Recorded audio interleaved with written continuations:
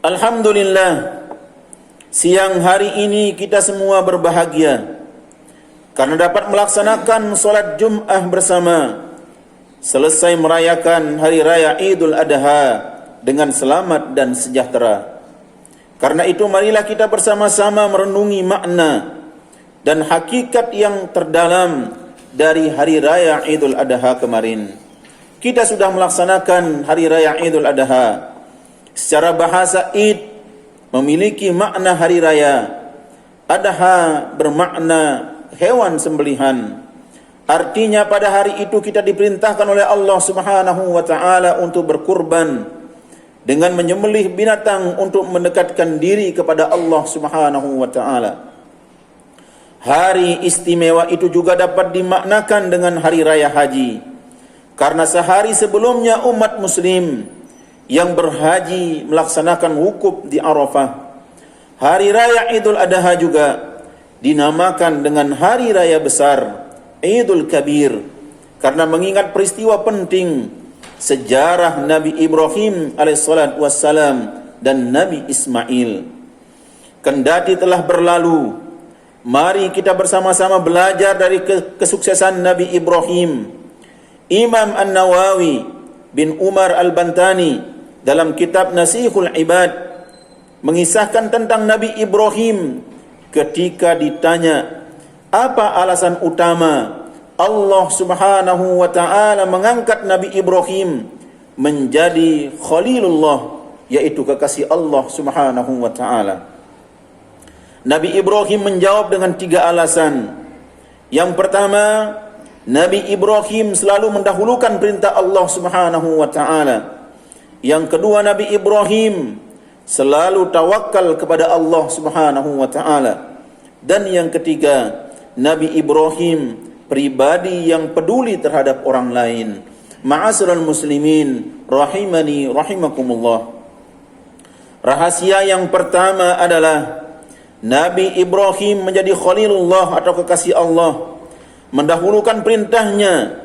Hal tersebut mengingat kita tentang kisah Nabi Ibrahim ketika diperintahkan Allah Subhanahu wa taala menyembelih Nabi Ismail, sebagaimana tertera dalam surah As-Saffat ayat 102-111. Dari perjalanannya yang panjang dengan rentetan perjuangan dan ujian demi ujian, pada akhirnya Nabi Ibrahim mendapatkan kemenangan, kelulusan, kesuksesan yang gemilang, lulus dari ujian berat dari Allah Subhanahu wa taala. Hingga kini peristiwa tersebut dikenang oleh kaum muslimin sedunia agar ajaran Nabi Ibrahim menjadi teladan dan diamalkan oleh generasi masa depan. Rahasia kedua adalah Nabi Ibrahim selalu bertawakal kepada Allah Subhanahu wa taala. Maksudnya, ia adalah nabi yang selalu berusaha keras, cerdas, ikhlas dan selalu mengerjakan perintah Allah Subhanahu wa taala dengan tuntas. Nabi Ibrahim selalu berikhtiar dan berusaha dalam melaksanakan perintah Allah, berdoa kepada Allah dan menyerahkan segala urusan kepadanya. Allah Subhanahu wa taala berfirman di dalam surah Ar-Ra'd ayat 11, Innallaha la yughayyiru ma biqaumin hatta yughayyiru ma bi anfusihim. Sesungguhnya Allah Subhanahu wa taala tidak akan mengubah keadaan suatu kaum hingga mereka mengubah keadaan yang ada pada diri mereka sendiri. Dalam ajaran Islam, kita diperintahkan untuk selalu berusaha, berdoa dan bertawakal kepada Allah Subhanahu wa taala. Dalam konteks Hari Raya Idul Adha kemarin, Nabi Ibrahim selalu bekerja keras untuk melaksanakan perintah Allah Subhanahu wa taala.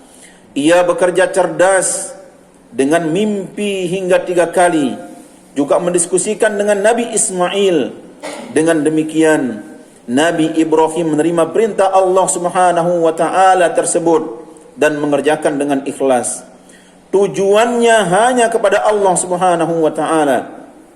Dan akhirnya perintahnya dilaksanakan dengan sukses dan tuntas. Nabi Ibrahim adalah pribadi yang arif bijaksana, nabi yang cerdas dan pintar. Ketika berdakwah pada masyarakat, dia menguasai berbagai bahasa, paham ajaran, mengerti sosiologi, dialektika dan adat istiadat mereka, sehingga masyarakat yang didakwahi oleh Nabi Ibrahim tidak dapat membantah hujjah dan dalil-dalil Nabi Ibrahim. Ma'asyiral muslimin rahimani rahimakumullah. Rahasia ketiga yang dimiliki oleh Nabi Ibrahim menjadi Khalilullah, yaitu kasih sayang Allah Subhanahu wa taala, adalah Nabi Ibrahim sosok yang dermawan dan peduli sosial.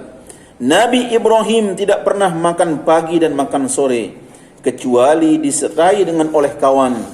Walaupun harus berjalan jauh untuk mencari kawan yang mau makan bersama.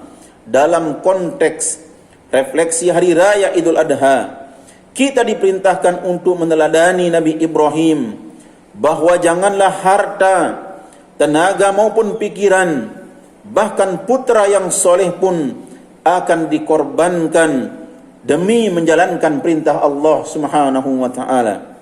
Kita tidak diperintahkan menyembelih putra kita, namun hanya diperintahkan untuk menyembelih hewan kurban dengan tujuan untuk mendekatkan diri kita kepada Allah Subhanahu wa taala.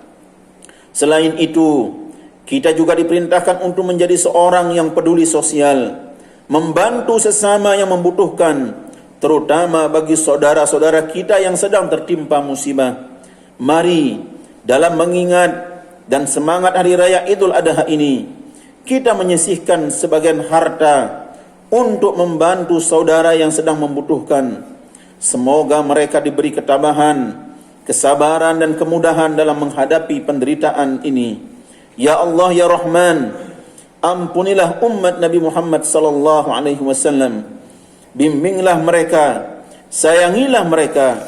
Semoga kita termasuk orang-orang yang mendapatkan keberuntungan di sisi Allah Subhanahu wa taala.